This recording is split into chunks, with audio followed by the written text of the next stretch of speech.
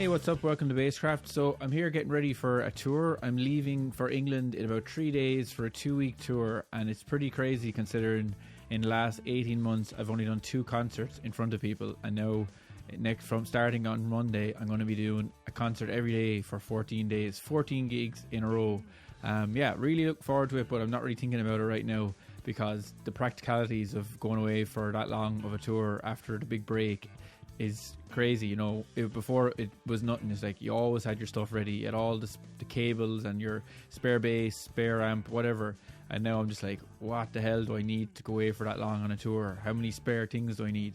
How many underpants do I need? How many socks do I need? All that practical stuff that's really boring. So once I've that down, I'm just going to chill out and enjoy the tour once we get on the ferry on Monday morning. So really looking forward to that. If you want to follow me on tour, just follow me on Instagram at Stephen McGrath. So it's great to get this episode out just before I leave. I was chatting to Nick Campbell there about 2 weeks ago, and it was really nice to get to talking to him because I just completed his course on SPL. It's like a pentatonic voice leading, I think that's the name of it, and really enjoyed his course. So I reached out to him on Instagram and said, hey man, that was a really insightful thing. Do you want to come in for a chat? And he was well up for it. So yeah, Nick Campbell, he's getting very well known at the moment. So a lot of people might have seen him doing like videos with Scary Pockets on YouTube. He's played with Vulfpeck and Pomplamoose, loads of bands. But at the moment, he's actually working on his debut album, Art, which is going to be out next year sometime. I've listened to it. He gave me a private SoundCloud link, and it's awesome. Really enjoyed it. Like, it's song based, you know. There's some amazing bass playing on it, but it's all songs that him and his co-writers on some of the tracks, they wrote the lyrics together, so they're singing on most of the songs, and it's a really awesome album, so you have to check that out when it comes out. So we covered loads in the chat. Obviously we went through his bass beginnings. We talked about gear because he's well known for having some strange gear. He has this Music Master bass with a mystery pickup, which he doesn't divulge, but he explains a lot about it anyway, and the process of putting that bass together. And just generally just talked about his bass career and his philosophy to life and bass and all that stuff that we always talk about on the show. So yeah, as usual, like, subscribe wherever you're listening and watching this, and I'll see you in a minute. Great, man. Well, dude, good to meet you, man. Yeah, thanks for having me. No problem. You kind of came into my sphere of attention, bass world attention through SPL. I'm sure you've got that a lot in the last few weeks. People kind of getting wide to your playing through SPL. Yeah, definitely. I it was cool. A lot of people seem to like the lesson thing I put up there with them, which is cool. I really like those guys a lot. They're good people. Scott's an awesome guy. And did you think that was a big deal when you got asked to do it? Like, were you like thinking, Jesus, every bass nerd in the entire world is going to know who I am as soon as this thing goes up? You know, honestly, I didn't really think about it much. I play with a couple bands who like have pretty big followings on the internet, and it's like I just don't. I try not to like think about what goes on the internet. So you know how it's weird. Like, you put stuff online and it kind of feels like you're throwing it into the void, and then like a couple months later, like people come up to you and talk to you about it, and you're like, oh yeah, I guess people watch it, but I don't get to, like, most of the time. It's almost like when you play like a big festival and then you just go backstage afterwards and you don't talk to anybody in the audience because like you just don't go outside, you just stay backstage and you're like, oh yeah, that was fun. I do go outside. I get like a bag of cans, or not always drink, but I'll go for a walk around, but at nighttime usually.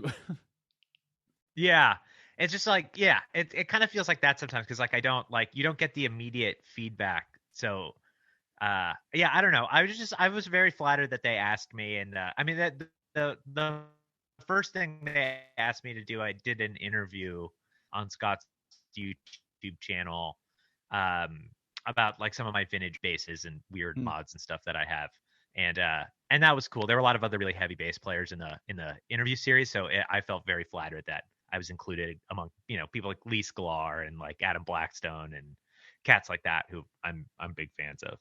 Yeah, watch that video. So that was very earlier. Cool. It's really good. You've got a seriously cool collection of weird basses.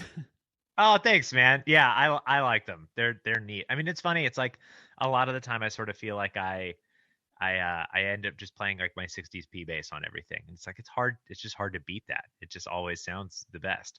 Yeah, I was talking to a bass player recently, and he brought like some active 5-string thing to a session, And the producer was just like, just leave and come back with a P bass. This isn't going to work. It's kind of like that. You have to bring a P bass. I'm not surprised. I mean, there's just something about recording a P bass. It just like perfectly sits in the mix for almost anything you'd want to record.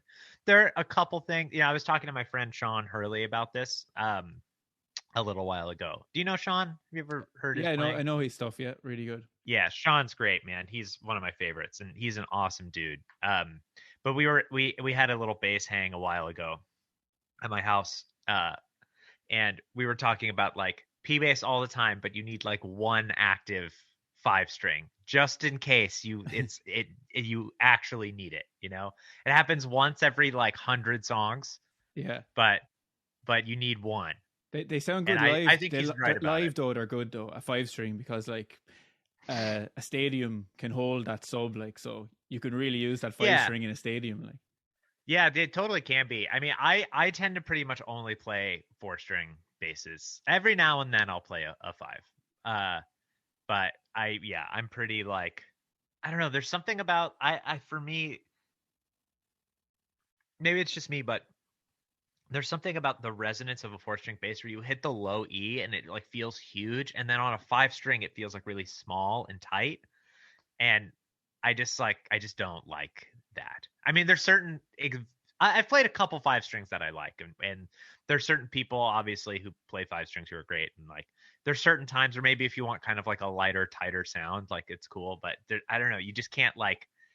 It just, the E string doesn't sound the same to me on 5-string basses, and I just like can't get over that most of the time. No, and what you gain from it, you lose a lot more. Like just because you can get those extra few low notes, you lose way more. Yeah, so I couldn't be bothered. I think so.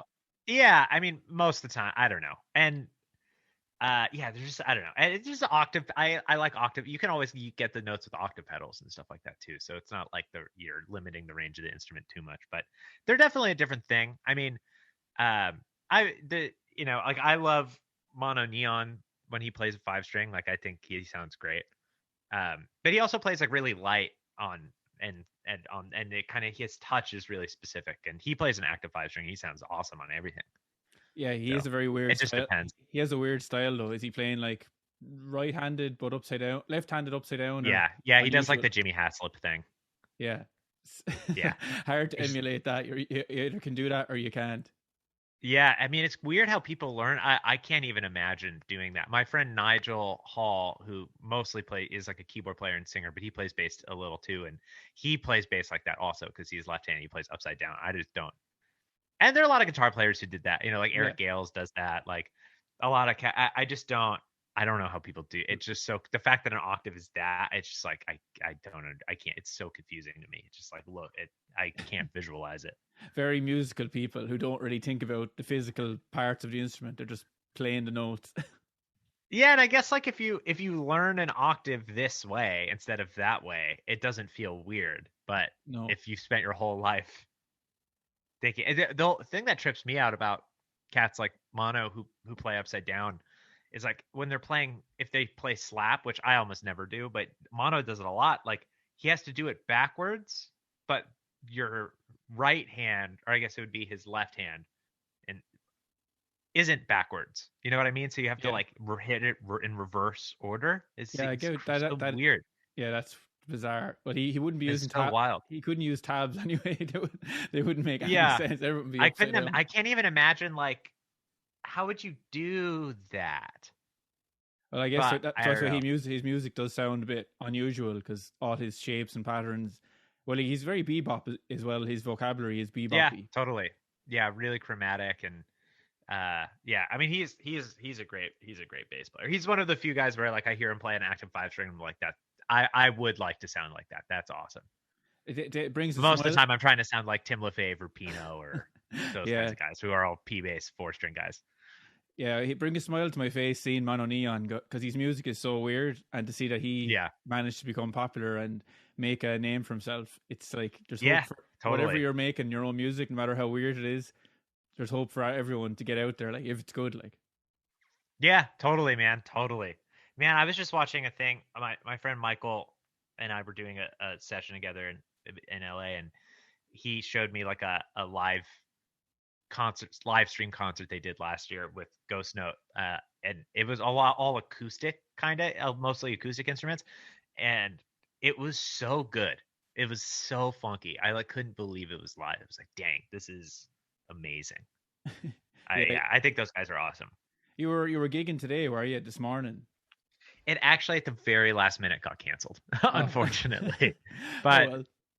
Yeah, but I've been gigging a lot recently, which is sort of nice in the context of just the pandemic. It's been sort of like, it's been a weird year for everybody. And the last month I've been like, I had a one-off with like a different band every week. So I was learning like a new set of music every week, and it was pretty intense. And so now I have a little time off, and it feels good. And I finished a record this year. And so I'm going to kind of work on trying to put it out probably in the beginning of next year sometime. So that's sort of what I'm focusing on for the rest of this month.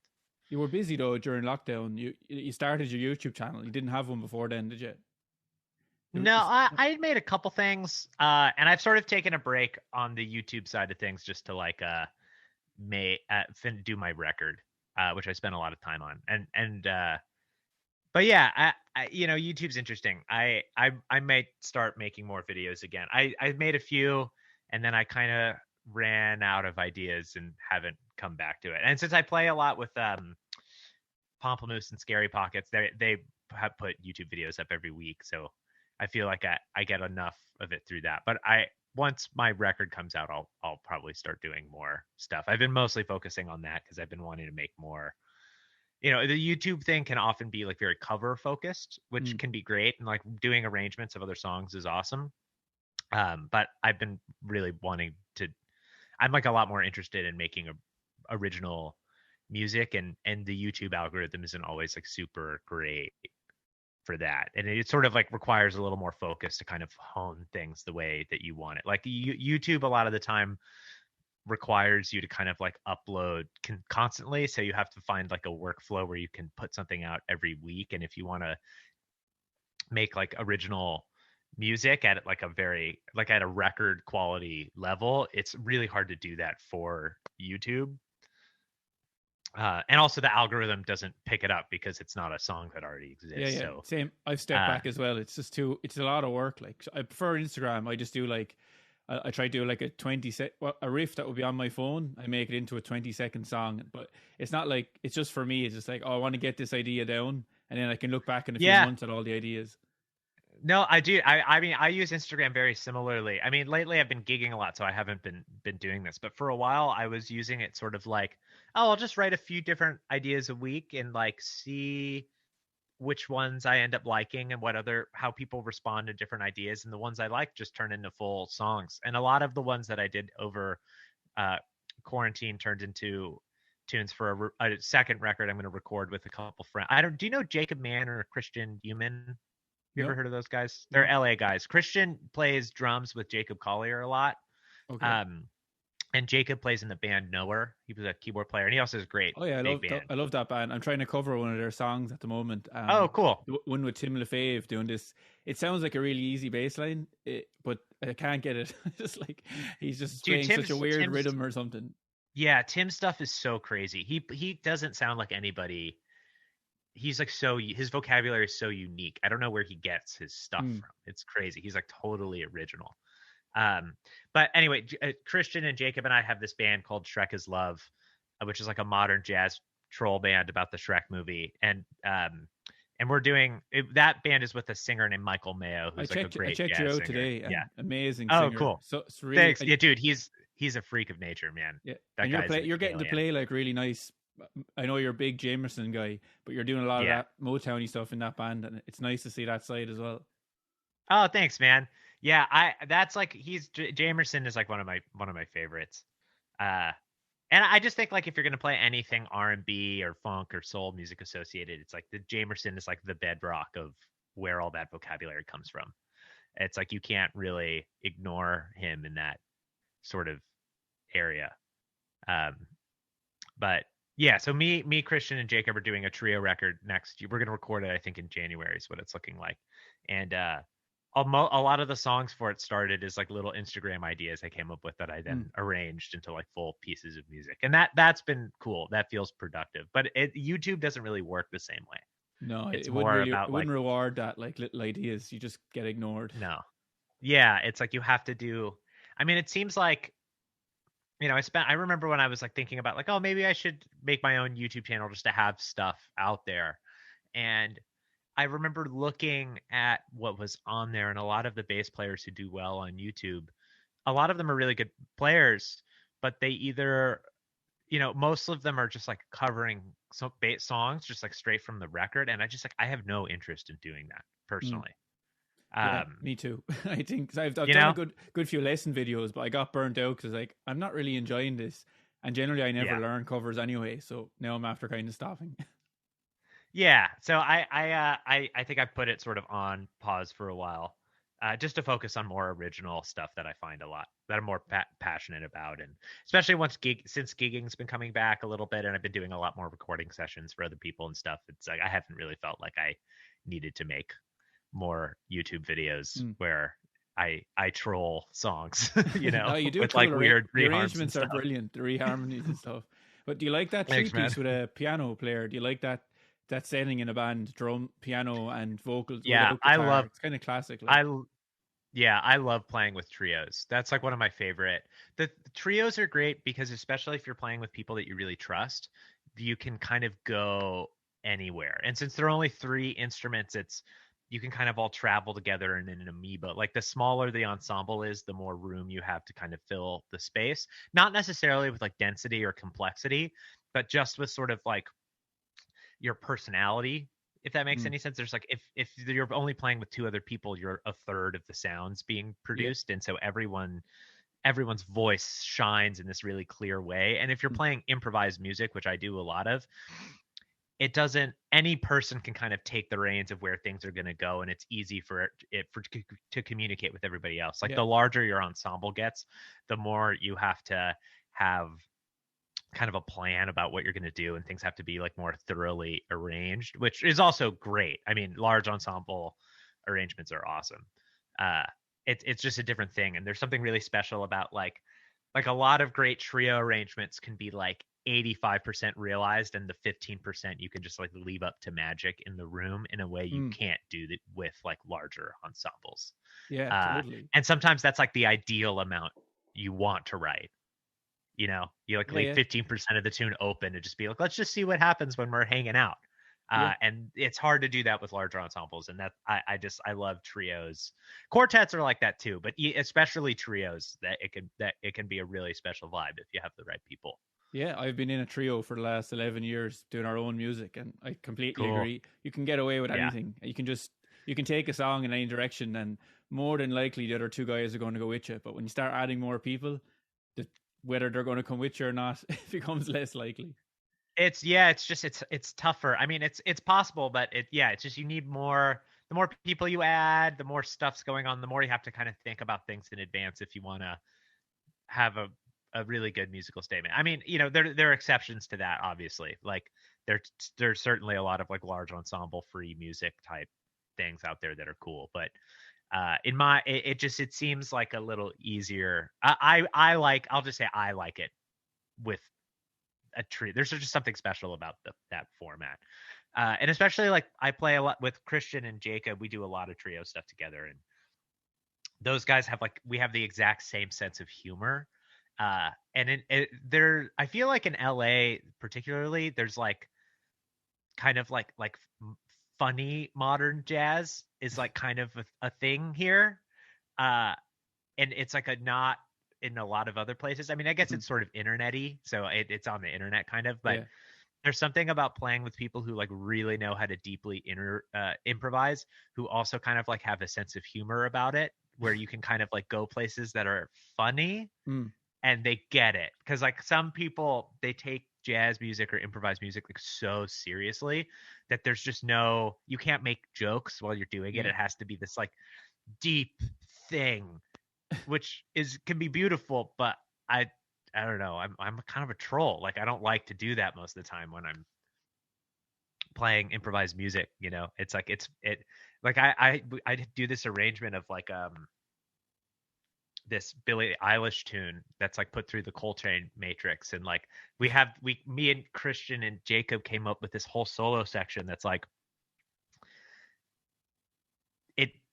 on cue we go to like a big band shout, like just because it's funny, and it's always funny. And the thing I like about that kind of stuff is I feel like a lot of improvised music can get kind of stuffy, and people who don't know a lot about jazz already often, I think, feel like very lost when they're listening to people make like meta comments on standards that they don't know because they're 100-year-old pop songs, and we only know it because we went to music school.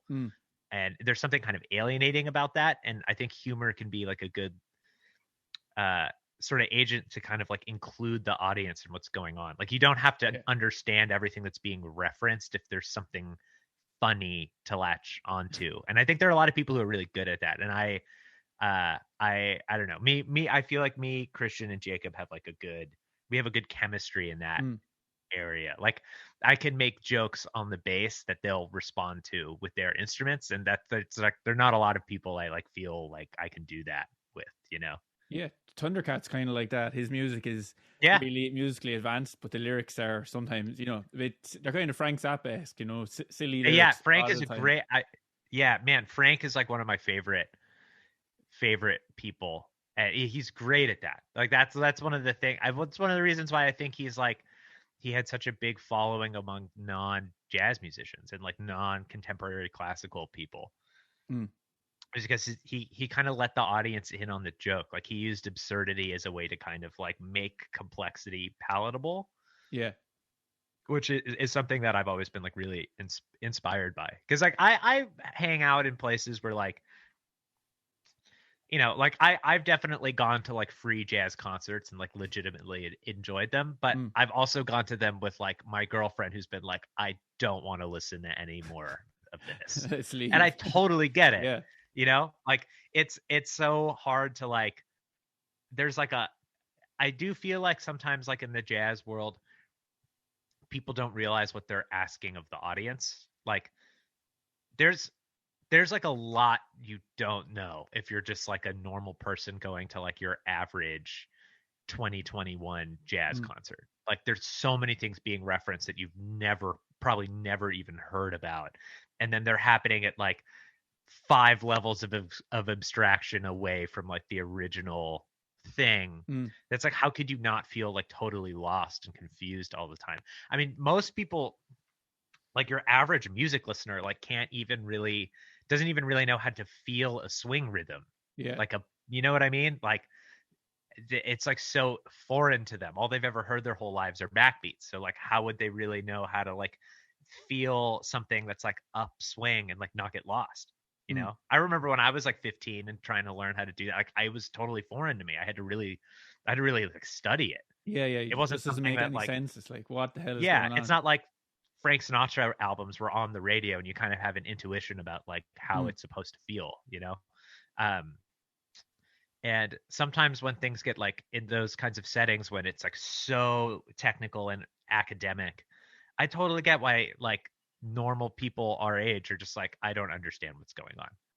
I don't. Jazz is its own worst enemy though as well in a lot of ways. Like I went because they have this kind of, you know, highbrow thing going on now, even though jazz was the pop music in the day. Like I went to see Sun Ra Orchestra one time at a jazz festival, and it was cool. It was sold out, and I knew their music, I had their albums, but most people there just bought it because they were like a bit pretentious. They wanted to see some jazz, so but half the audience left, and then another quarter of them fell asleep. And by the end of the Sun Ra gig, it was only about 20 people left watching. But if the gig had been on in like a normal bar, I think people would have really enjoyed it because there's a visual aspect to Sun Ra as well. Like a normal crowd of music lovers probably would have got into it more than these people that were going for what was quote unquote jazz, and then those guys talking about going to Jupiter and Venus, and it was too out there for them.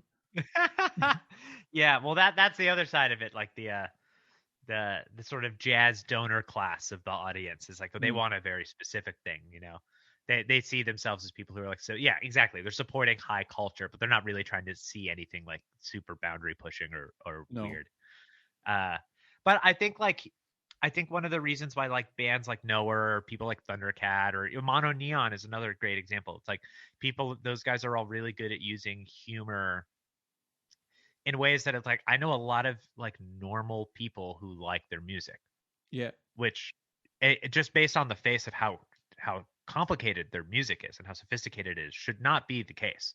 Mm. And I think the fact that they sort of have an attitude, their music is complicated, but it's a lot of it's funny, and there's sort of like you get the same kind of like dopamine reward that you get from listening to like pop music.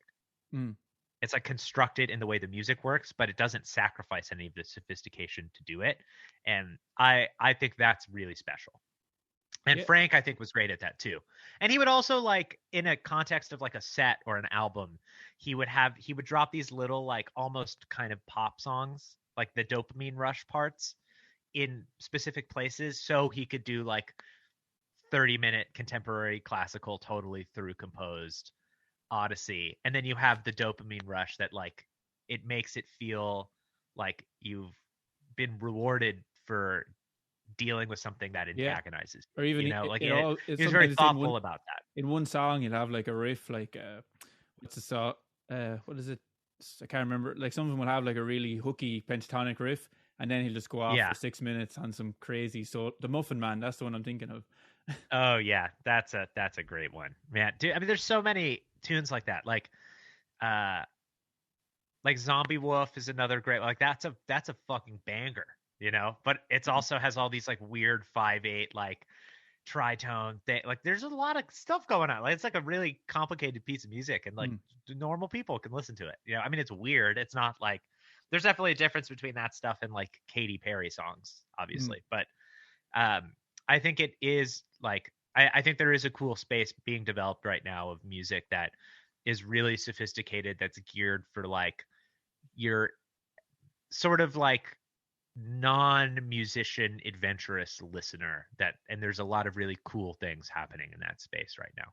Yeah, did you hear Kamasi Washington covering the Metallica song for the Black Album Manifesto? No. Oh man, I gotta listen to that. I heard the the St. Vincent one, and I was like, this is killing. I'm gonna have to listen to the Kamasi one. No, this too. one is good. He didn't use any Metallica music. He just used the lyrics from the song and just created a completely new song, and it really works. So I'd say that's cool. A few people, they're like, "Whoa, this sounds really good," but he didn't use any Metallica music. He just used the lyrics. That's amazing. That's super cool. I'll have to listen to that. I've heard a couple things. It's from that like Metallica cover album. The Blacklist, it's like 50 or 60 covers. Yeah, I heard the Phoebe Bridgers one, which was really good, and the St. Vincent one, which was also really good. But I haven't listened to the other ones on it. I'll have to check it out. But your own bass playing is kind of hard to pigeonhole, especially I was watching that thing from SPL where you were showing off your basses, and you have like this load of music school vocabulary, and then you turn into punk mode. So yeah, I'd like to hear about your musical beginnings. I know you went to music school and all that, but sure. Did you start as like a rocker, and then you kind of got slowly drip fed kind of jazz, that kind of something like that? Yeah, I mean, that's pretty much what happened. So I grew up in Los Angeles, and I went to this sort of arts high school called Crossroads, a small arts high school in Santa Monica. And I got, like at that time, there was like a period where everybody just like started to learn how to play guitar. It happens a lot, like when people are like 12 or 13. I don't know if that happens as much now. I feel like people are more like into beat making and stuff. And it doesn't happen. Guitar, I don't know. Yeah, maybe it'll come back. Who knows? Yeah. So, hold on. Sorry, let me tweak something on here. I feel like my mic is clipping just a little bit. Okay, I think that's a little better. So I got really into like I got like a Squier electric guitar or something like that, and I got really into like rock music and like pop punk bands and classic rock and all. I was kind of going down that rabbit hole. I started off as like a big Green Day fan and stuff. That was like one of my first records. And then I got really into like Led Zeppelin and Jimi Hendrix and like kind of like more guitar music. And I started playing bass because my school had like a pretty good jazz program, and they had too many guitar players, and I was auditioning late, and I was like, well, I just got a bass. Like, can I play bass? And they were like, yeah, you can. There are not enough bass players. So like totally go for it. And I got way more into that than I ever did for guitar. And I started practicing a lot. And one of the way I got into jazz after like being kind of like a rock guy was I went to high school with this piano prodigy named Austin Peralta. I don't know. Have you ever heard any of Austin's music? No.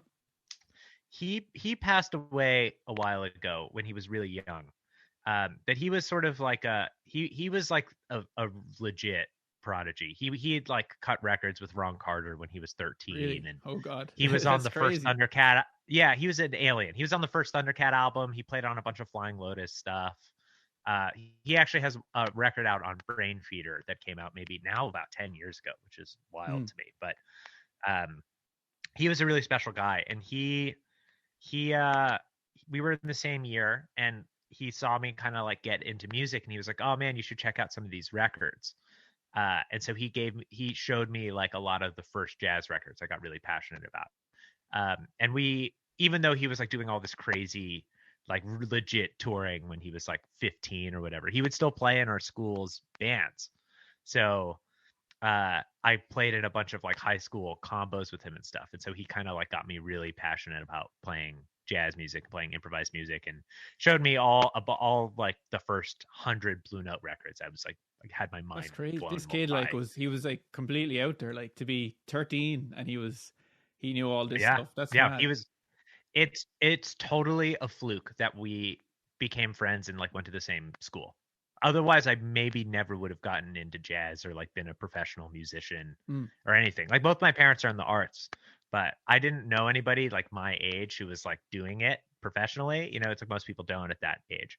And he was like already touring the world and doing all this crazy stuff. And he was like, "Yeah, if you really care about this, like you can do it if you get your shit together." And I was like, "Oh man, I'm gonna get my shit together."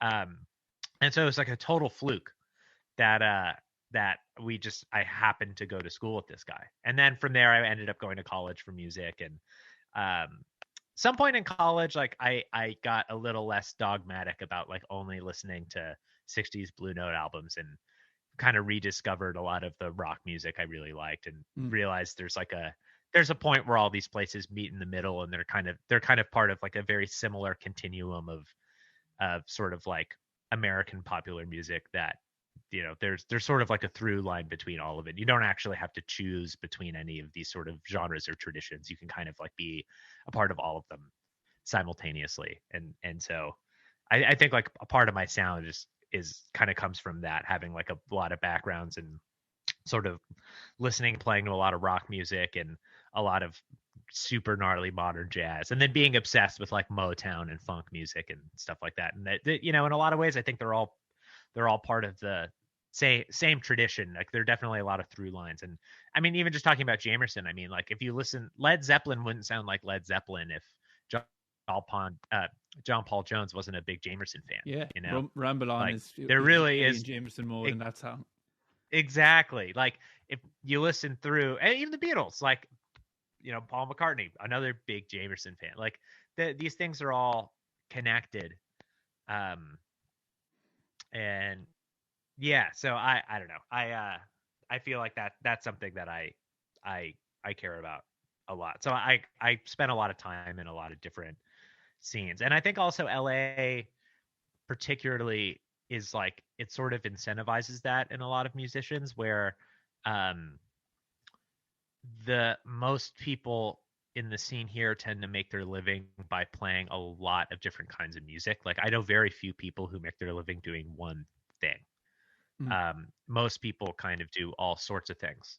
And so you're definitely rewarded for that in LA. Whereas like, I feel like in some other places, like you tend to be more rewarded if you specialize. LA definitely, like, it just, the scene and the culture here, because there's so many little scenes, like you can work a lot if you're really good at a lot of different sorts of things, but can still figure out how to sound like yourself in all of them. So that's something that I feel like the professional environment I've been in since I was a kid, doing gigs around town and stuff, with like my first high school band or whatever, like that's always been something that I think has rewarded me here specifically, that maybe isn't always true in other places. But I'm curious to know, did you have like any serious mentors in your musical in school? Like, because I was watching you do the Deantown video, 50 BPM faster, which was fucking crazy, I have to say. But did you figure out your right hand and left hand technique on your own, or did you have like a musical mentor who was kind of like, this is how you have good technique? I had a lot of really good teachers when I was just starting. That actually, I think, is one of the things that really kind of like helped let me, because like I was like immediately practicing like 3 hours a day when I first started. I was like, I got obsessed with it. And my two first teachers were, I had a guitar teacher named Shay Welsh and a bass teacher named Jiro, who really helped me out when I first started. And then in college, I had a lot of really good bass teachers too. I studied with Alfonso Johnson in college. He was my bass teacher at USC. And same with Dark Oles and Edwin Livingston. They were all great. And yeah, I was lucky enough, like, I think I'm the kind of musician who like really benefited from having like a structured musical education. I have the kind of brain that like to do anything simple, I need to understand how like the whole system works. And I really got that kind of background and foundation from like a lot of different kinds of education. And I had my high school jazz program was really great too. This guy, Evan Avery, ran it. And because Austin was in the bands too, like it just, people were expected to play at like a very, very high level. And the kind of practicing that was required to do that was like very much encouraged. But it was still fun. It wasn't like super dry and serious necessarily. Yeah, I was very lucky. I had a lot of really good mentors. I mean, I could totally foresee a world where I didn't end up doing any of this professionally. Like a lot of it was just same here. Yeah. I happened to be in an environment where I was around some people who were really good at music, and it got me passionate about it. And I had good teachers who kind of showed. Oh, sorry. What were you about to say? No, I was just worried about your shed time when you were starting, how you got that right and left hand down so good. Like, did you really concentrate on it, or did it just naturally kind of develop with your mentors guiding you kind of? The first few months I played, I really concentrated. I just had some teachers who really showed me how to hold the instrument correctly from the get-go. I didn't have to ever correct any bad habits. And a lot of the people I've been teaching since the pandemic started, because I've been doing a lot of lessons, and a lot of the people who have technical problems, that's sort of the thing we end up having to do is like fix bad habits. And it's way harder to do that than like if you are lucky enough to have someone show you how to hold it like more or less the right way when you get started. Because like I have some students who like they can't they get this thing, they can't put all of their fingers down on the fingerboard, because the crazy fingers. Like, they learned like, yeah, and if you want to play anything chromatic, like that's like a death sentence. If you can't get your fingers to do it, you'll just never be able to play bebop. It's like not possible. Yeah, no, you don't have enough time. You can't bring your finger down. Like it's not going to happen.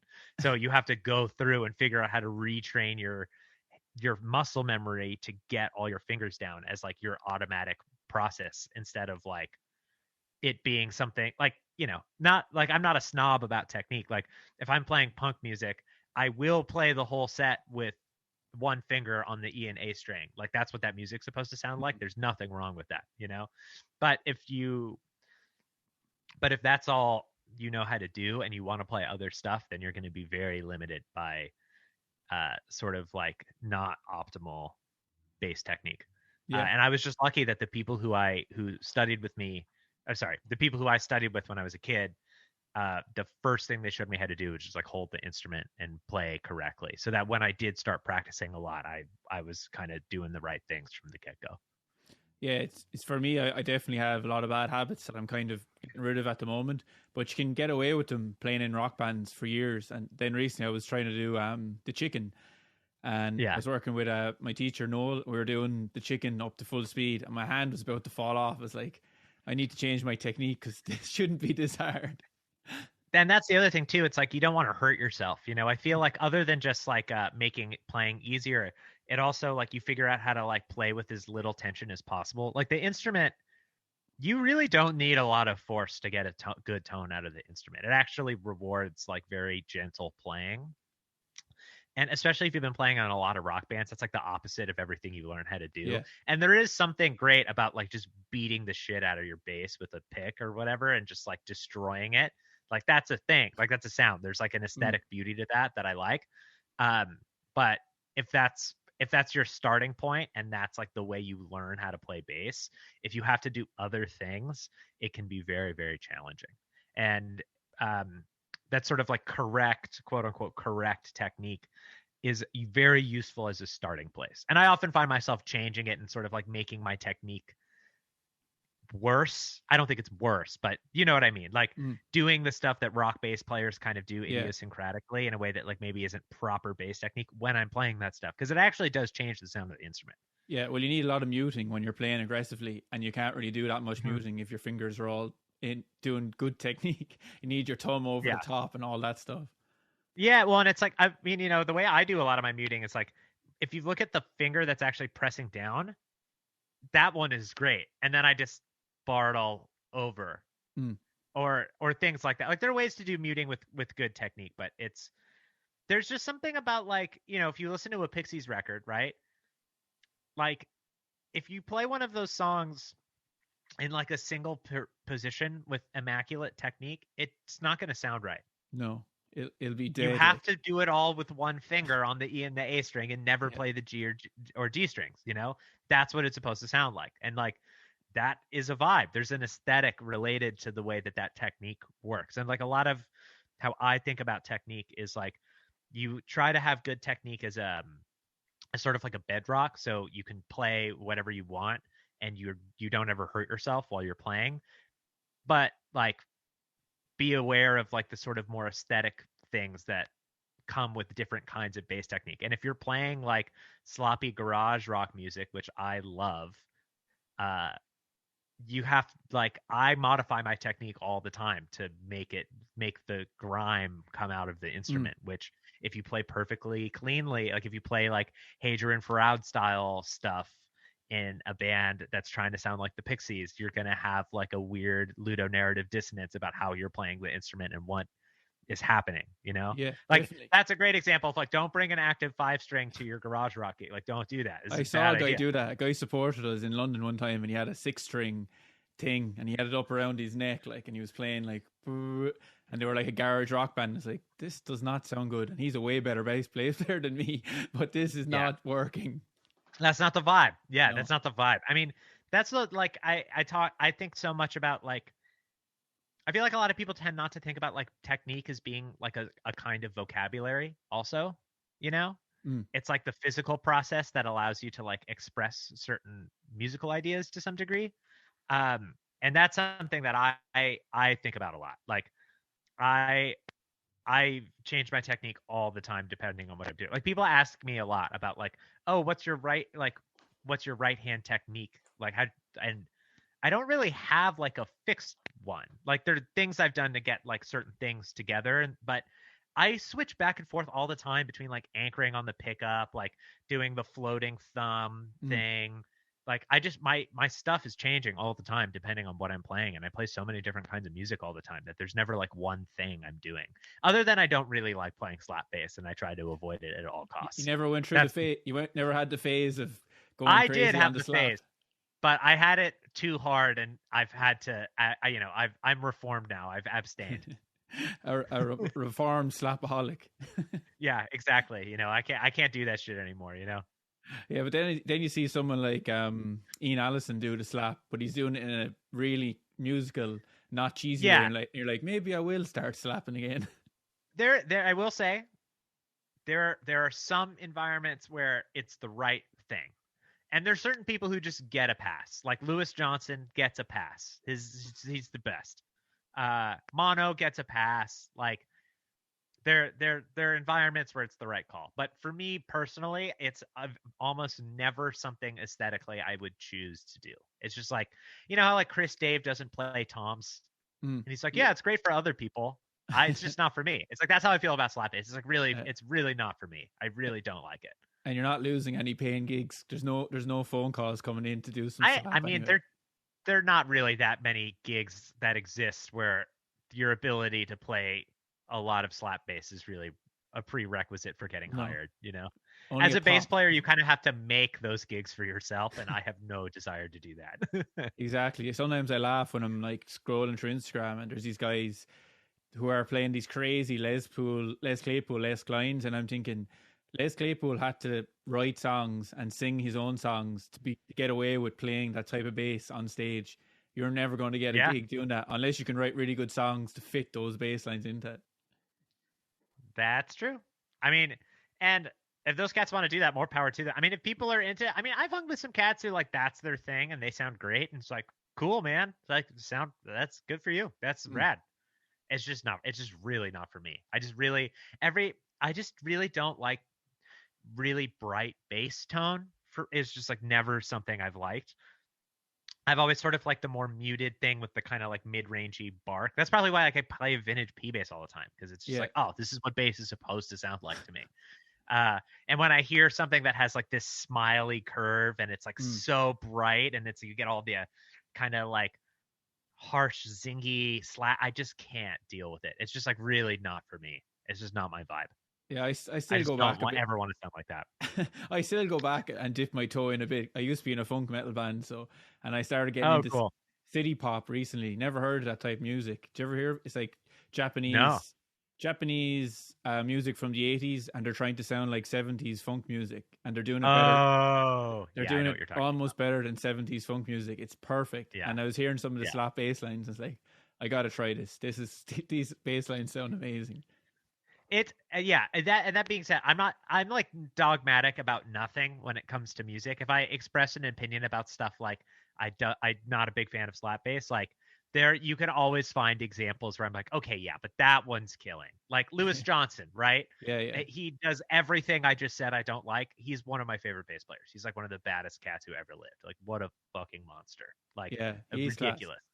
Yeah, classic. It's just like, you can't. How can I love his DVD. His instructional DVD is really good crack as well. He's just. Oh, I got to see that. I haven't seen it. Slapping the crap out of it. It's on YouTube. He's so good. Yeah, I mean, fuck, dude. Like, anyway, but it's also like I make a big difference between like there are a lot of bass players who I see who I think are great, who I have no desire to emulate, but I have a lot of respect for what they do, and a lot of the slap guys I feel like that about. I mean, like obviously, like I just talked about how much I passionately dislike slap bass, but like Stanley, I remember seeing Stanley Clark, Marcus Miller, and Victor Wooten when they all toured together when I was in high school. It was great. I loved it. I would go back to that show tomorrow, probably. You know, those guys are all ridiculous. Like, I have no interest in playing slap bass like any of them because I don't like playing slap bass, but they are all monsters and I have massive respect for all of them. So that's like, you know, I don't have like a lot of,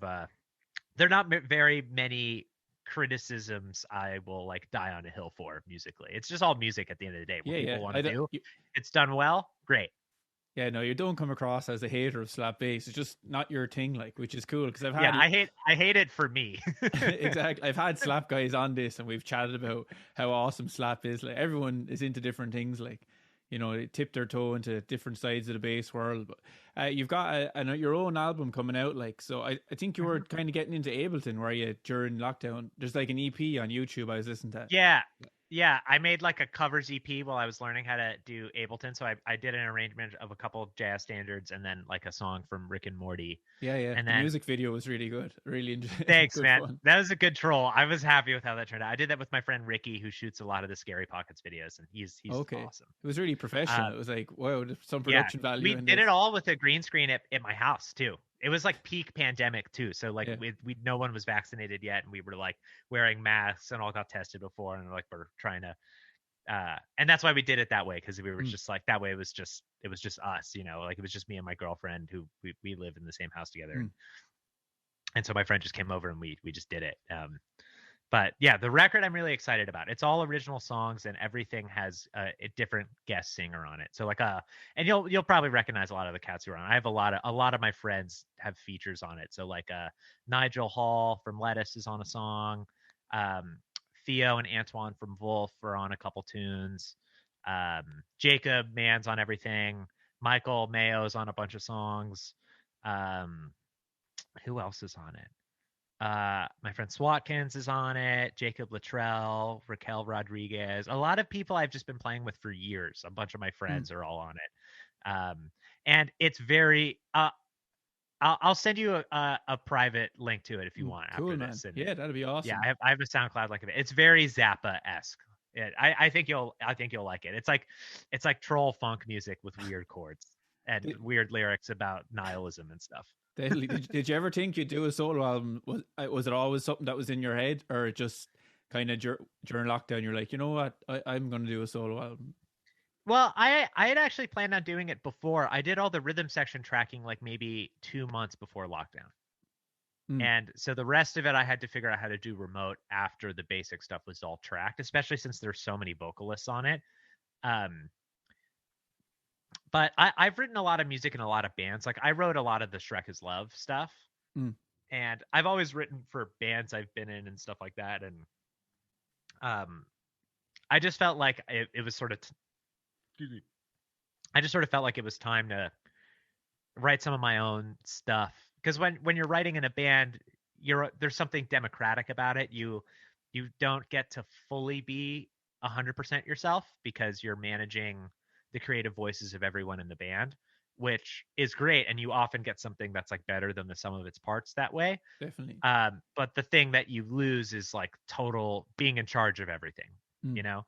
And so I felt like it was important to me to do something where I was really leading the reins and really expressing myself in a sort of like more unadulterated way. And there's a lot of collaborations on the album. Like a lot of the songs I co-wrote with the people who sang them.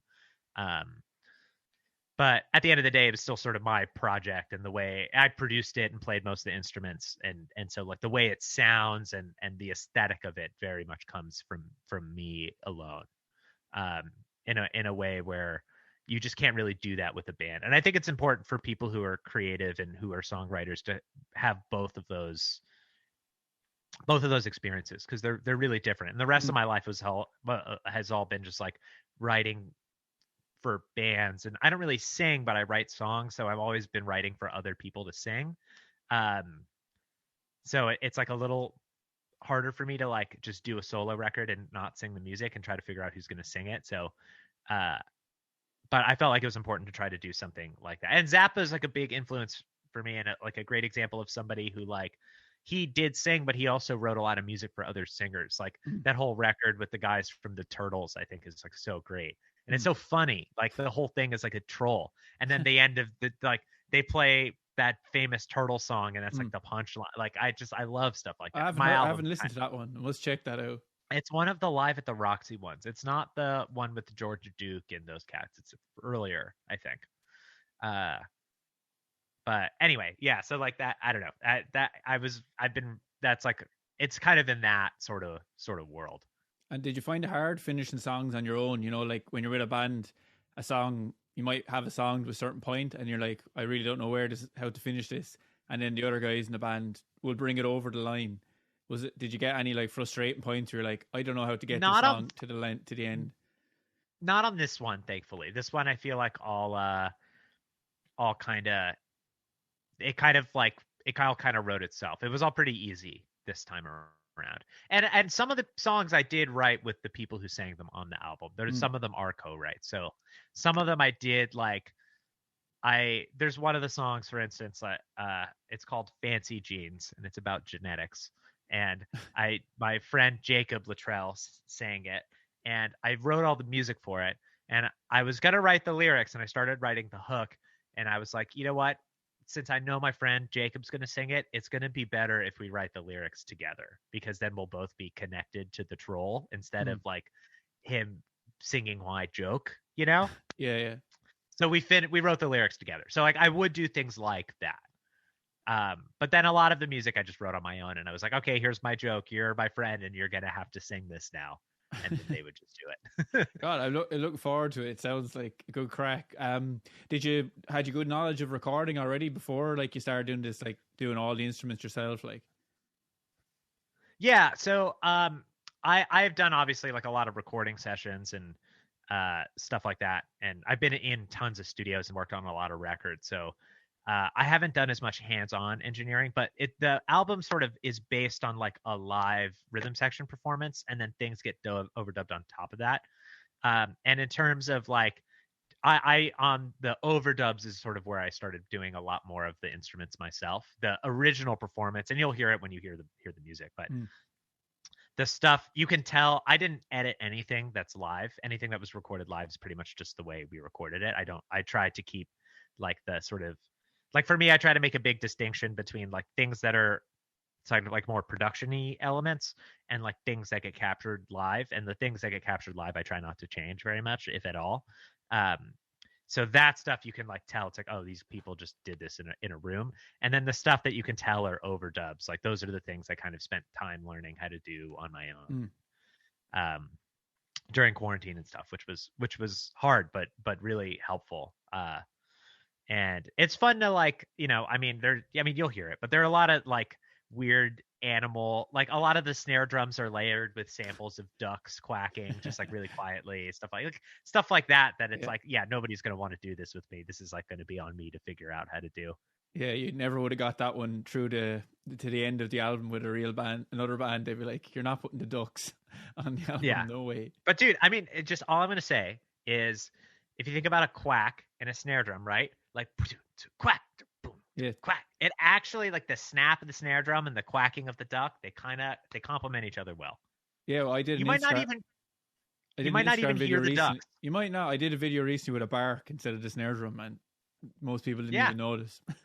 Exactly. It's animal sounds are the best drums, but yeah. So I don't know, but I'm really proud of it. Like I'm stoked for it to come out. I finished it in March, and then wrote this like second record that I'm going to do in January, like kind of immediately afterwards with my friend Jacob. And so I'm excited for this to come out and kind of like be in the world so I can sort of move on. But I just did my first gig where we played a lot of the songs from the new record a few weeks ago, and it went really great. So I'm hoping to do a lot more of it. And then the layout of the ensemble is really cool because it's drums, bass, and then it's usually either 2 or 3 keyboards and either 1 or 2 singers. That's sort of like the way the band functions around it. And that's like a really fun group to play with. Like for a lot of my stuff, I like turning like keyboards into guitars, sort of, but guitars that like are really good at bebop vocabulary, you know? And it's like, I don't know, there's something kind of like extra punk rock about it to me. Yeah, like for some reason, guitar and jazz is like, it doesn't feel very punk to me, but like weird, fucked up, like 9 Inch Nails sounding like keyboard stuffs with like fucked up parallel major chords that just like feel brutal. Like I love it. I was watching the video. You were doing a cover of the Bo Burnham song, and the keyboard. Oh yeah, with Pomplamoose. Yeah, the thing in his mouth. What you call the talk box, yeah, and it just sounded fucking crazy, like doing the stuff he was playing. Dude, Swati is so funky, man. I love that guy. He has a great band too called The Positive Agenda, Swatkins and The Positive Agenda. His stuff is super funky. He's a bad dude, and actually a great bass player also. Really? Oh yeah. You hate those people. Oh, I'm brilliant at keyboards, and I play an instrument too. He's the best. He's like the nicest dude ever. And we did a Scary Pockets tour together right before quarantine, and we I think we're going to be doing. It hasn't been announced yet, so I don't think I'm allowed to say, but it's looking like we'll be doing a lot more playing together next year too, which will be fun. Cool. And you have I don't know if you're watching the Bass World News, and I saw the guy Ryan Martinez. He was in a metal band, Mudvayne, back in the day, but he got like endorsed by Fedora, so now he went from being exclusively Warwick to exclusively Fedora. But I can't see you ever doing one of those like exclusive deals, like, because you kind of have a bunch of basses that are your sound, like. Yeah, I'm not a fan of exclusive deals like that. I've had people like send me basses, and like I love being on artist pages for or endorsing like companies I like, and they're definitely a bunch of them like that. But yeah, it's like if part of the deal of getting a bass from you is I can't play my vintage Fender whenever I want, like that's a big no. That's a deal breaker for me. Uh, Um, you have a serious collection though, like yeah, and some weird stuff. Maybe we'll go through some of them. I'll put the pictures up on the sure. screen. On the screen, Yeah. I wrote down what I saw. Anyway, you have a Hagstrom, a weird Yeah. thing. Yeah. I got two of them actually. And where did you pick them up? With pawn shops, kind of, was it? I found them online. So my friend Mason Stoops, who's a great guitar player, and knows I got a bunch of like my vintage knowledge from him. He just knows a ton about vintage gear, and he hipped me to those basses because they kind of sound like Hofner's and jazz basses at the same time, and most people don't know about them. And you can find them for like $500 to $600. Maybe they're a little more expensive now, but at the time, so I bought 3 of them, and the one that I have here is the best one, the Sunburst one. I need to get it set up. I've been it's been traveling and stuff, and it got a little beat up, so it needs a little assistance right now. But and then one of them I sold to my friend, and then the other one I'm having turned into a bass 6 because the scale works for it. Really so cool. Yeah, and actually I need to check in with my buddy about that, but it's that'll be really rad. But they're just really great. I had never even heard of that company before, but they're a Swedish company, and their vintage stuff is really great. And they're making new ones again now too, I think. But that model is like, there's something really interesting about that model that I really like. It reminds me of the 60s Japanese a Tiesto or something like that, or a yeah, Greco yeah, or the something. Taisco stuff. Yeah, Taisco, it's similar. I think the build quality for the Hagstroms is a little better on overall. The Taiscos are sort of like, I mean, any of those sort of like Sears brand, like Sears catalog style instruments, have like they're a little finicky, and you find ones that are great and ones that are duds. Like the harmonies are a great example. Like the 60s harmonies, like some of the best instruments I've ever played. Some of them total garbage. It just like because at the time they were like $100 instruments and that you could buy in Sears catalogs, they weren't really like designed to be like fine crafted instruments the way that like Gibsons were, at the time. It's only because they've become collector's items that they've become expensive. Originally they weren't. And whenever you have a situation like that, the build quality can be inconsistent. And also just over time, like they get warped and weird, and some of them are in really good shape and are really amazing, and some of them are like they don't hold up well. So you have to just find the right ones and get a little lucky. Definitely. I was in New York before, and I was shopping for one of those kind of bases, something weird, like, and I went to everywhere. Manny's, I don't know, Manny's isn't even there anymore, I think.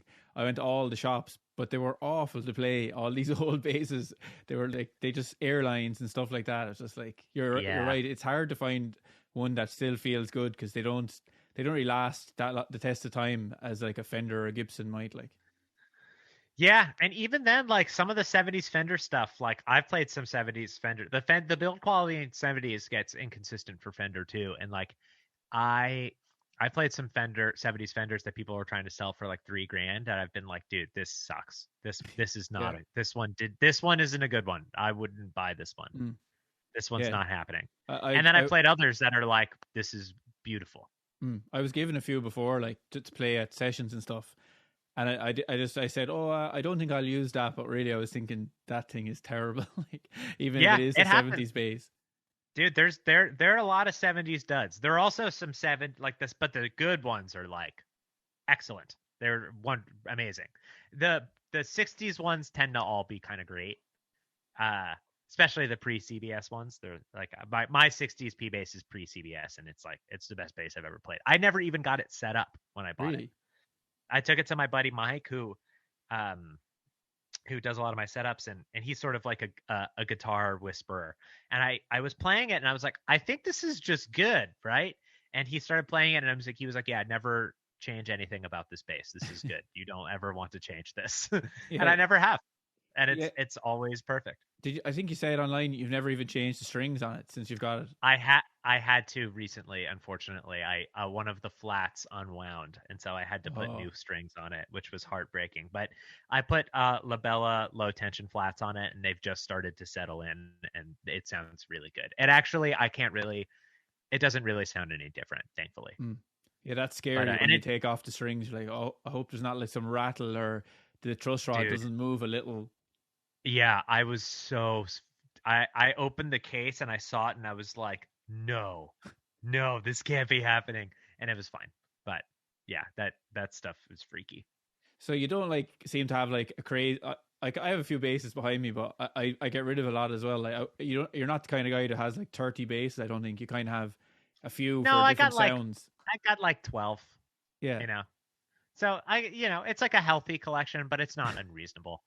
healthy. Yeah, I'm going shifting. Yeah. I'm getting rid of all my active basses soon. I just don't get them. I'm like, maybe I'm stupid or something. I'm like, couldn't I just use an EQ pedal on the floor to do most of the stuff that all these buttons do? And I don't like active basses no, either. I'm not a fan. Like I just don't.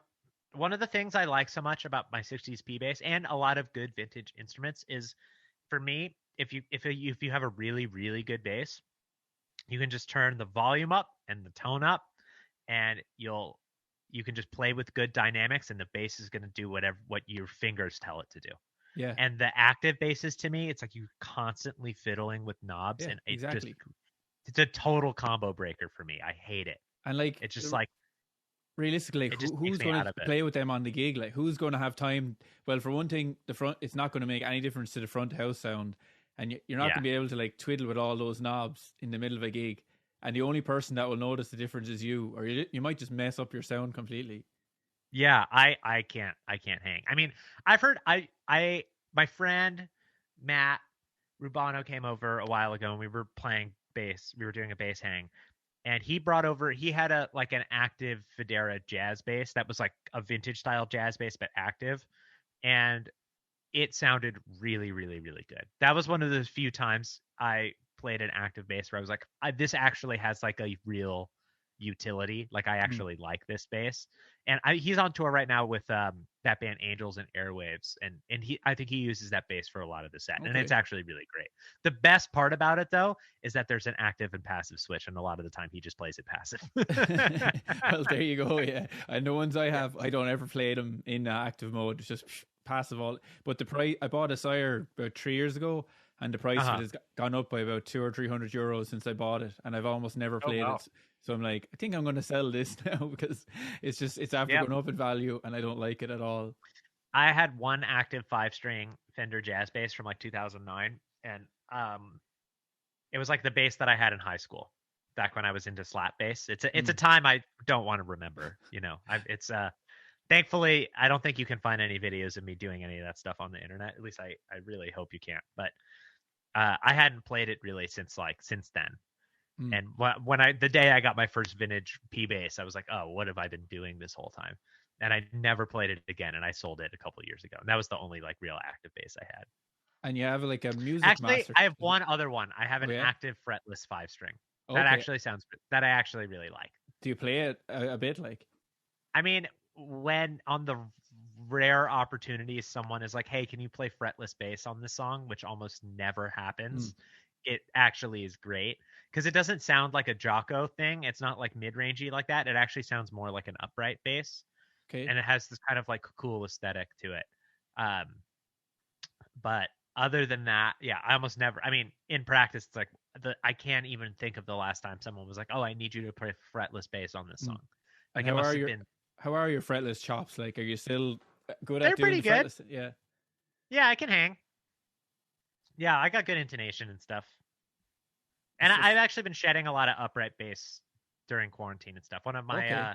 I've been trading lessons with a friend of mine who plays in the Vienna Symphony. So it's Ah. got my stuff's been getting I've been getting more together. I used to when people would call me to play upright bass, I would just give them other bass players' Mm. numbers and just be like, "Oh man, you are now going to call these 5 people instead of me. You picked the wrong person." And now I'll actually try to do them, unless it's Really? like really fucked up hard modern jazz, in which Mm. case it's still like I can't play like I can't sound like Ron Carter on No. upright bass yet. I'm just like not quite there yet. It's a hard instrument. Um, but for like to double on it, like I feel like I can kind of hang now. Yeah, for singer songwriter stuff, you'd be perfectly Yeah, fine. Like, or even like show tuney type mm. stuff. I feel like I could hang and it'd be cool. Yes, But saw your yeah, man Brady Watt is shedding. Do you know that guy Brady Watt? I don't know him personally, but he's a great bass player. He's shedding the upright a lot lately. He's bringing it into Oh, his hip cool. hop gigs and stuff. Oh, cool. Yeah, I mean, dude, I mean that's a lot of like early '90s, like all that, a lot of Tribe stuff is like all upright. I mean, Ron Carter played on Tribe, you know, Yeah, all the samples I'm are curious. always upright, aren't they? A They lot kind of of them are. they jump out of the mix really well on all that old hip Yeah. hop, the samples.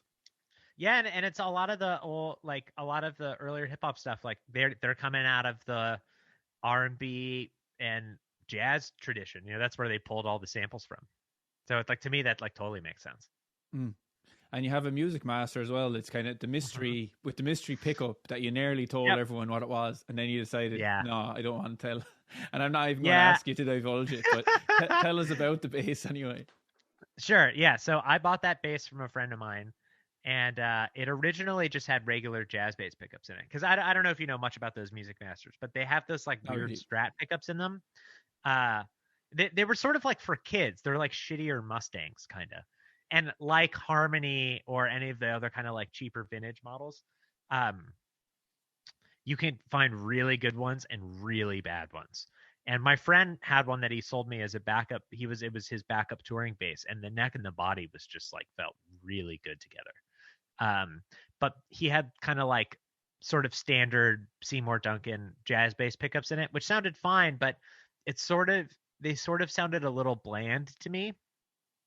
And I wanted to do something that was a little bit more interesting and distinctive sounding. And so me, my friend Mike, and my friend Mason came up with the idea for the mod, and then my friend Mike did it. It was sort of based on a bass that Gabriel at Echo Park Guitars built for me.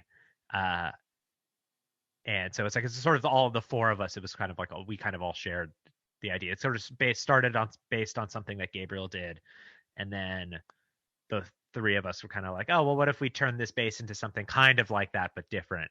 And then we came up with the stuff, and it's been sort of the secret weapon It's ever cool. since. It's And really cool. yeah, thanks, man. I love it. It's that and my P bass are basically the basses I use on everything. And the Music Master, it's like the bass that I feel like I sound the most like myself on a lot of the time, which is cool. And I think like, I don't know. Once I started playing it and people started seeing it, they like started getting like, I was just deluged with inquiries about what the pickups are. I'm And just putting out there. It looks like a de-armament in the neck slot. That's not what it is. Okay. But I just like, I have a very contentious relationship with my phone and the internet. And if I feel like I have to be on my phone all the time, I'll just shut down. And so after a while, I was just like, I just can't. I'm just not going to tell anybody what this is. And that way I don't have to be on the internet anymore. Yeah, that's good policy. Look, keep it secret. You know, it's okay to keep one thing secret. I'm not sure about when guys like cover up all their pedals and put dummy pedals to confuse people. That's going a bit far, but with this one bass, that's okay. Yeah, it's just, I don't know. It's a thing I did with my friends, and like, it's like kind of our thing. I don't know. I just don't want it to be public right now. That might change, you know. Yeah. Although people who have tried to copy me are going to be really fucking pissed when they find out all their pickups are wrong. What about a signature bass? Would you ever do one like in your? And would you do that in crazy? Like if you were doing one with like shapes or kill switches and stuff? If I were doing a signature bass, it would be more minimalist, probably. But I'd do one. Yeah, if there was a company who wanted to do it, I would do a version of my Music Master. Yeah. And actually, it would be great for me because I need one I can tour with, because I don't like bringing that on the road, because if anything happens to it, I have to build it again, and I don't want to do that. And it's got a crazy the color. You couldn't replicate the color. It's a really weird patina on it. Yeah, it's like, and it's also just been like fucked up. Like I've taken that bass like all over the world, like before I modded it. Now that it's like kind of like one of a kind, I like don't want. I just like, you know, airplanes destroy instruments. I don't want to travel with it. I get squeamish about that kind of stuff. So I actually do need a version of it that I can play places. So that might be something that needs to happen in the future if there's a company interested in doing it. Did you ever see that overdrive pedal? Is it called the Taurus or something? And the guy only made like 100 of them, and he got this black goo, and he put it on all the transistors inside in the box when he finished, and he closed them, so you can't replicate it, and they're worth like 20 grand or something crazy, even more. Like, that's some extreme level to go to stop people from knowing what's in the box. Dude, I mean, I have a friend who makes these amps out of projectors and that are really great, and he does the same thing. Really? And I totally get it. Yeah. Because people will try to copy your work, you know? Yeah, you got to protect your intellectual property in some way, like. Yeah, I totally get that. But I haven't heard about those distortion pedals, but I believe it, man. I mean, the gear collecting world gets a little crazy. I got lucky, man. I got my 60s P bass for like $3,500, you know? I probably wouldn't spend that much more than that on a bass, period. Yeah, I got my number one bass for $300 or €300. Yeah. It's an Aerodyne Japanese Fender, but it was all rusted, and you couldn't move the knobs. And I was like, well, I don't really care that I can't turn on the jazz pickup. I only want the P bass one anyway, so I just bought it and kept it that way. It's fine. That's awesome. I mean, dude, a lot of the time, like, the best stuff you play is like, my Music Master, I bought it from my friend for like $800, and then maybe the mods were a few more hundred. You know, it's like nothing. But it's just the one I like. It's just a good one. And like, I remember I was playing like Joe Dart's jazz bass one time. Like he was in a town and we were hanging out, and it's just like a Mexican made jazz bass. Like there's nothing special about it. It's just like a totally normal bass. It was just a good one. Yeah. Even like Jacko's Bass of Doom is just a really nice bass. It sounds it's just a bass. Also. Yeah, it's just a bass. Yeah, this is good. And so it's like definitely. What do you think of the Joe Dark signature with one knob? Like, what? I've actually never played it, but it sounds good. I mean, it sounds like a passive Stingray, and I like. My friend Joe Ayub came over and brought over. They've been making like more passive basses, I think, and he brought over like a totally passive Stingray that's like the Joe Dart one, except it does have a tone knob, but it's not. It doesn't have active electronics in it, and it was really good. It sounded cool. It was similar. It felt more like a P bass in some sense. So I think the Joe's bass kind of does that. It's like half P, half Music Man is sort of what it sounds like to me. It has the brightness of a Music Man, but it's not as zingy because there's no active electronics in it. But I've never played one, so I don't know what it feels like or anything like that. But I've heard him play it in places, and it sounds great. It's very honky would be the word. I think maybe. Yeah. Yeah, you get that, like, there is still a little bit of, you get a lot of that Music Man brightness still, but it still has this sort of like vintage muted quality. It's not like so intense because there's no bright knob turned all the way up on the preamp, you know? And you teach a lot, do you? Like, you have private lessons, but do you teach in schools as well? Because you did the whole SPL course, and you seemed really comfortable doing it. Like, you'd done this kind of thing before. Like, yeah. You know, it's sort of interesting. I didn't really teach at all until the pandemic. That was just sort of something I started doing when like all gigs canceled. And so I have a sort of like a modest amount of student. I do like 10 lessons a week-ish. Yeah. And it's just been really great. And a lot of the cats who've been studying with me are professional bass players, which has been really cool. So it's a lot more like a lot of the times it feels a lot less like I'm going to teach you how to play the instrument, and more like, oh, let's just like hang out and talk about the philosophy of music, which is like my favorite thing to do. And I think the Scott stuff, the thing I did for Scott, is more in that world than the like, here's how you hold the instrument. Like, I think that's why people reacted so well, because of the way you did it. You're just like hanging out, and it's a really cool course. It's not as formal as the other courses. Like, oh, thanks, man. Yeah, I mean, you know, I feel like when I think about like my life and like the lessons I had that were like most informative for me, they were often, I mean, like the sort of like nuts and bolts, meat and potatoes, like technical stuff is stuff you do need to know. But the stuff that I found most inspiring, like a lot of my favorite lessons with some of the best teachers I had were not the ones where we played anything. They were the ones where we spent the whole hour just talking about music and what it's like to, you know, like some of my favorite lessons with Alfonso were the ones where we didn't play anything. And I asked him what it was like to play with Wayne Shorter and like what kind of responsibilities you need to have when you're in a band like that and like what's expected of you. And those were the most important lessons that I had with him, I think. And most of the people I've hung out with, same with like hanging out with like cats like Austin, like, you know, obviously like playing with him and having him tell me like big technical things like, oh, on this chord, you should think about it this way. That stuff's all great. But when I really look back and think about like the most formative moments I had with him is like a sort of like peer-to-peer mentorship sort of situation. It was the moments when we were like hanging out at high school, you know, at like 1 in the morning, listening to bootleg Coltrane albums, like talking about how they made us feel, you know?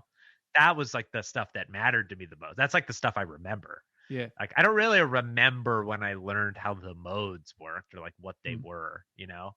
Like I learned that stuff and I kind of remember being taught it and like being like, oh yeah, this makes sense. And like, it's super, you need to know all that stuff. Like there's tons of stuff you can't not know, you know, like you have to know how the mechanics of music, like what the grammar of music is. And part of being an educated musician is knowing all that stuff.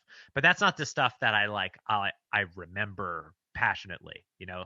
I remember like being stoned with my friends and talking about like why A Love Supreme is like the best jazz record ever, you know, and like pontificating about it for like 4 hours, you know what I mean? Like, and a lot of my best lessons with people are like that. They're not like, you know, I mean, some of them like if people are having like specific technical problems or like don't know how to, or having like want to know about theory or whatever, like that stuff I do with people also, but that's not the stuff that I feel like that makes people care about music. And I definitely haven't gone through music education.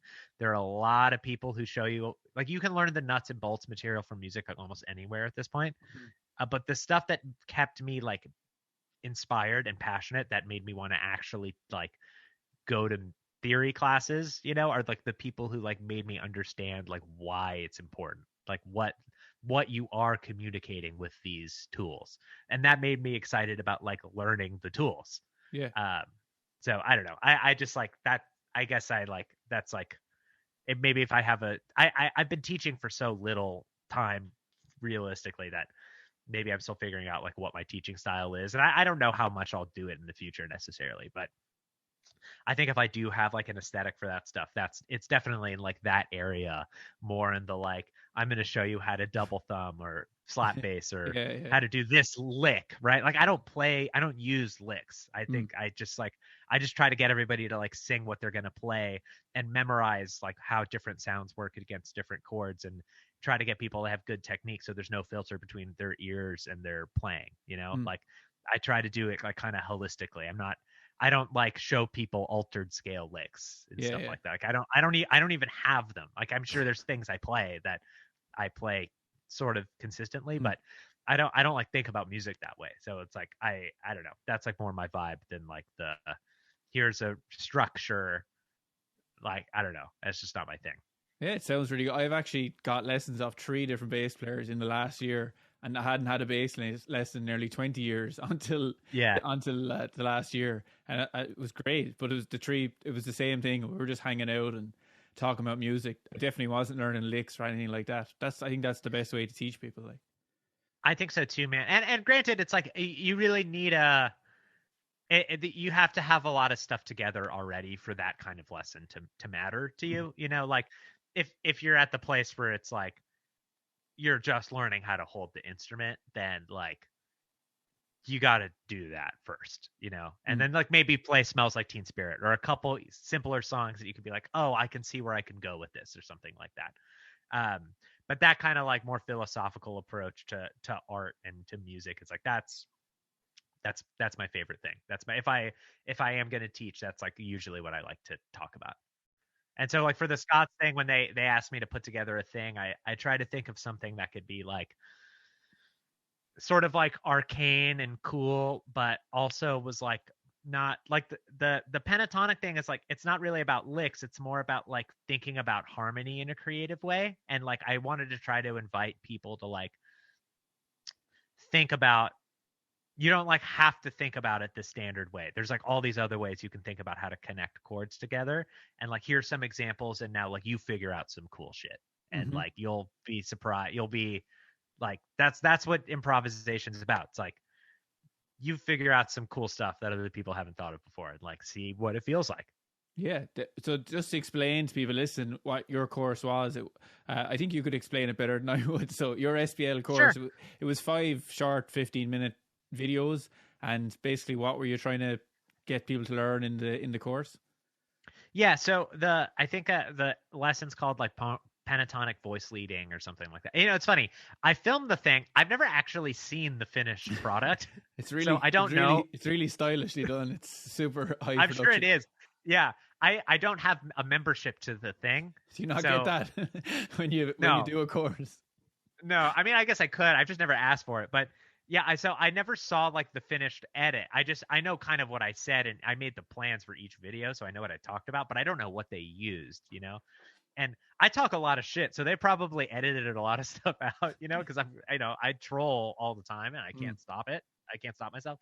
But in general, what the course is sort of about is it's sort of about using like pentatonic shapes and patterns in a way where they sort of like voice lead within but separately from different kinds of chord progressions. And it's sort of designed to kind of get, because most of the time when we think about pentatonic patterns, we're thinking about playing like minor pentatonic on like an E blues or something like that. It's like kind of like the rock band way of thinking about stuff, you know? But there's actually all these different applications for how you use these shapes within like more complicated chords. So the first thing I talk about is like, you know, which is something that a lot of people have talked about, where if you start like a normal minor pentatonic pattern on a different interval over certain chords, you get different sounds over that chord. So like the most common one that I start with is using like an A minor pentatonic on a D minor chord, right? Like a fifth above the root. So you get the fifth, the seventh, the root, the ninth, and the 11th, right? Instead of the root, the third, the fourth, the fifth, and the seventh. It's like all the chord tones. You get all the tensions instead, and the color against the chord sounds really particular. And kind of getting people used to thinking about like these shapes against different chord sounds and sort of like the parallel structures. And then as it goes on, it becomes more about like taking a chord progression, and then instead of like playing changes in like a bebop way, you're using only these pentatonic shapes that voice lead in their own parallel paths through the chords. And they all work to get, so like the last example I use is like on the bridge of Green Dolphin Street. If you start a fifth up on the 2 chord, so like in C on the D minor chord, if you start on A and then just go up in half steps every time the chords change, you actually get a voice leading structure that works with the chords, but you also have like the pentatonic scales that are moving up in half steps, and they kind of create like a parallel voice leading system. And most of the time people think about playing changes by like thinking about what modes are being used or what kind of altered scales they can play at what times, or like which arpeggios they're supposed to play, and think of like playing pentatonic patterns as like the basic thing that you learn when you first play the instrument. And it's not true. It's like a basic organizing structure of music, but they're also, because they're incomplete partially, right? They're just 5 notes. You can move them around the same way you move around triads or voice lead complicated harmony with just a set of triads. So that's sort of what it's about. It's about kind of like it's about sort of like how modular those shapes are as like a organizational pattern in music, and like how to kind of manipulate them across different kinds of harmony. And then at the end of it, I sort of like try to tell people, it's like the stuff I did in this example, there's just like, this is just like one example. There's all different kinds of examples you can do on all different kinds of tunes. Like you figure out some stuff that you think sounds cool. Yeah. And that's sort of what it's about. And it's like, I think a lot of the time, like when people talk about improvising over chord changes, they, especially in like very formal jazz education, the people start by like trying to tell people what the rules are, which makes sense. And that's definitely how I learned. But sometimes people, I think, don't, they can sometimes neglect the part of it that's like, actually you can come up with like your own ways to navigate through chord changes. And like, that's like part of the fun thing doing it. It's like there's a creative aspect to it. It's not about like learning patterns or licks. It's about like using these patterns as vocabulary to like try stuff out that people haven't really done before. Yeah, So I didn't. that's sort of like what I was going for. It was really good. I didn't get to the end yet because I don't like to consume stuff that way. I like to pause it and learn what's happening. Totally. So like, yeah, I know Gary Willis touched on that thing in another course. Exactly. But I thought I understood it, but I was doing it all wrong. I was just going up a fifth and playing my pentatonics in that. But then on your course, I saw you were combining the two of them together, and the extra notes it gave you, and then that was kind of light bulb. I was, oh yeah, that's really cool because he's getting those extra intervals. He's not just going up a fifth and now he's playing in that pentatonic. You combine the both of them, and that was really cool part of the course. I was thanks, man. Copying what you were doing. I was just pausing it, rewinding it, and learning the solo you did at the start, and even just that little bit was enough to kind of get it into my head. Sick. Yeah, I mean, and that's the thing. It's like you can like it's almost like a triad pair kind of thing, where it's like when you think about like how piano players think of harmony, like, or when you're writing for a string quartet or something like that, like you can represent like really sophisticated ideas with like 3 notes on the right hand and a bass note on the left hand, right? Like if you play a D triad and a C bass note, like you can express a C major 7 sharp 11 chord with 4 notes, you know? Like the pentatonic patterns are like that. They're like sort of nimble and modular, and you can express bigger ideas with like simple concepts if you're creative about how you use them. And so that's sort of like what that whole thing is all about. Yeah, it's cool. It sounds very jazzy, like when you're combining them, because you're getting those extra notes. It's really modern jazz. It's like super modern jazz. But it's cool for people to see that, like, you can still get more out of the pentatonic than just going do up and down rock bass in E minor kind of thing. And even kind of what we were talking about at the beginning, like about some of my roots, like I love rock music, and so like being able to play pentatonic shit over all jazz standards, you know, like it feels kind of punk rock to me. Like that whole thing about like going up in half steps on Green Dolphin Street. The reason I kind of thought about it is like not because I was like thinking about like the arcane music theory elements of it. You know, I mean, there is some of that because like I just know how that stuff works. But the reason I did it is like I remember playing like garage funk jams with my friends after hearing McCoy Tyner for the first time, and just doing the thing where you don't really know how to play outside the changes yet, so you just go up in half steps over and over again because it sounds out, you know? So the thing in my lesson basically is that, except it actually works over the chords, and it feels nostalgic to me. And so that's why in that example, that's the voice leading pattern I chose, because it evoked this sort of like nostalgic emotion of like not knowing how to play something correctly. And there's something kind of cute about it, you know, but weird. And it evokes a lot of feelings in me of like my own life. So like, I can't remember if I said that in the video or not, but like to me, it's like there's also that element of like why you choose to do certain things like matters a lot too, not just like the knowledge itself. Like that feeling of like it just up and up and up and up. That I like have an attachment to that, you know. Well, I think it's amazing that things don't phase you. Like, you know, you definitely don't suffer from imposter syndrome easily. Like, because you weren't phased by getting asked to do this SPL course, and you said you didn't really do much education before that. Is that like your philosophy? Just take things as they go, or is that just the kind of guy you are? Yeah, I honestly, I just like don't. Well, I think I have like really thick skin about the internet. I just like don't care what people say on the internet at all. It's maybe it's just because like both of my parents are in the arts, and so like I grew up with like I've seen both of my parents like take a lot of shit and then get a lot of praise, and I know that it's just like a pendulum that just moves regardless of what you do. But yeah, I guess that's just my general philosophy is like I think what Scott's doing is really cool, and when he asked me to kind of, you know, do some stuff, I was really flattered, and a lot of the people he's interviewed are friends of mine, and I really respect a lot of the other people in his program, and I wanted to try to contribute something that I thought I could talk about well, and I thought it would be fun. And Cool. I didn't really think about it much beyond that. That's definitely the best way. If you'd really overthought it, it would just been like the lesson would just been overwhelming for people. So being yourself is definitely the way to go.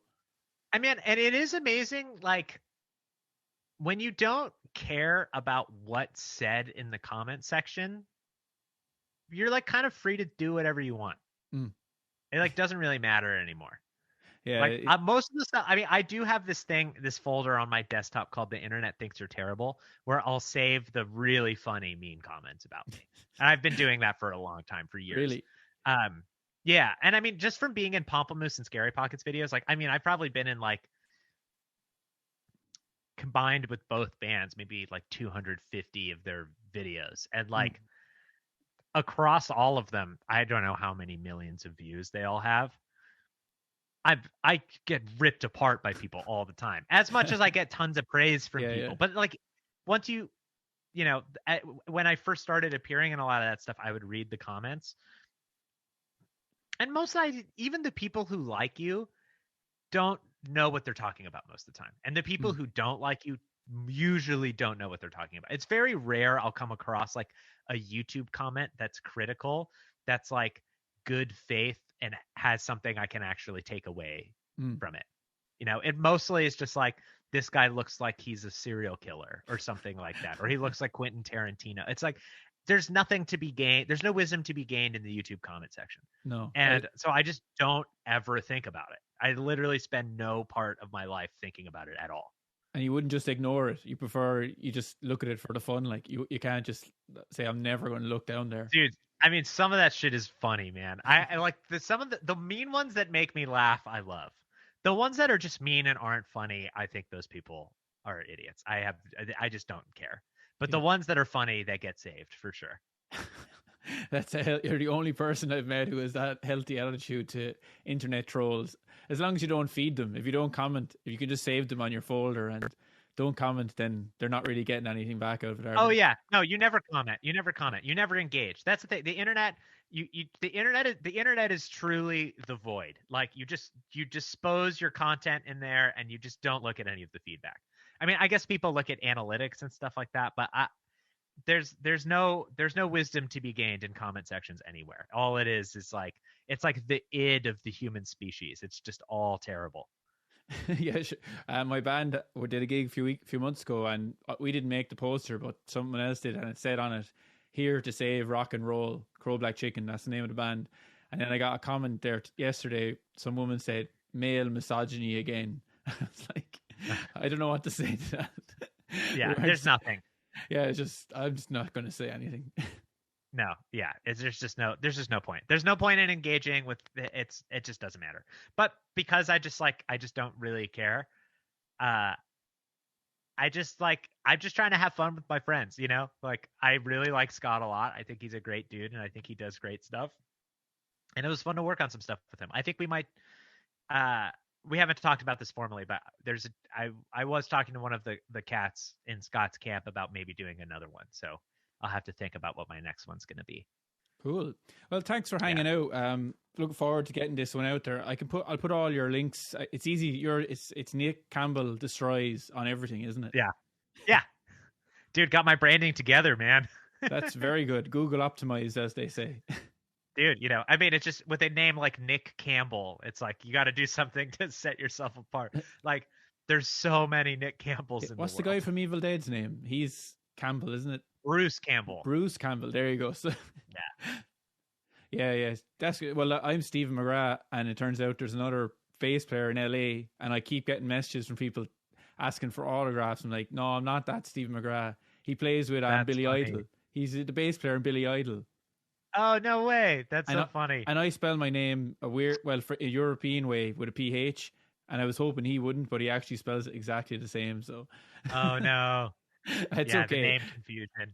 He's not on social media, so if they're ever, that's why I keep getting the messages. They're like, "Oh man, I saw you with Billy Idol." I'm like, no, that's the wrong bass player. Yeah. But, dude, well, someday you'll have to send them just your own autograph and see if they notice or not. Yeah, I was thinking of doing that. I must get him on here. Stephen McGrath bass, talking to Stephen McGrath bass. That could be interesting. That would be really meta, very postmodern. Yeah, I'll get on to him. He's not really on the internet much, but I'm sure I know people that know him. Everyone in LA, you're kind of like a family in LA, even though it's a big town, big city. Obviously, a lot of you know each other. Yeah, this community here is pretty small. I actually don't know him personally. Excuse me. But yeah, the one of the things I really do like about LA is the scene here does feel very. It's really, how do I put this? It's very communal considering how competitive it is. Mm-hmm. You know, there's definitely like everyone does things at a very high level here, and that part of the scene is like, it definitely is there. Like, but there's also, it's not like the competition is like a lot healthier than it is cutthroat, at least in terms of like musicians playing with each other and stuff like that. And there's like especially right now, it feels like there's a really beautiful community here. Cool.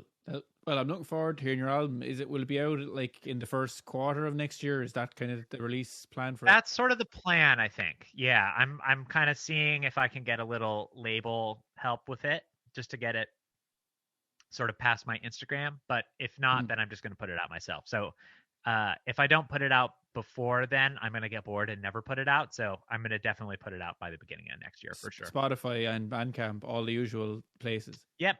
Yeah, all the stuff. And I'll send you a SoundCloud link for it too. Obviously, it's private, so don't share it. But, of course. And make another music video, because that was good fun, the one you made. I actually did. I found a guy in New York. He did an 8-bit video for the song I did with Nigel and Swati it's called Drinking Gin at Arby's.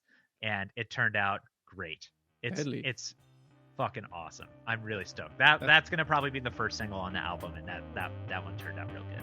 Cool. Well, I'm going to hear it before the rest of you, but I'll put it up I'll put it up when it's out in next year anyway. Yeah, awesome, man. Well, dude, thanks, man. Great talking to you, dude. Thanks for having me on. Cheers, dude.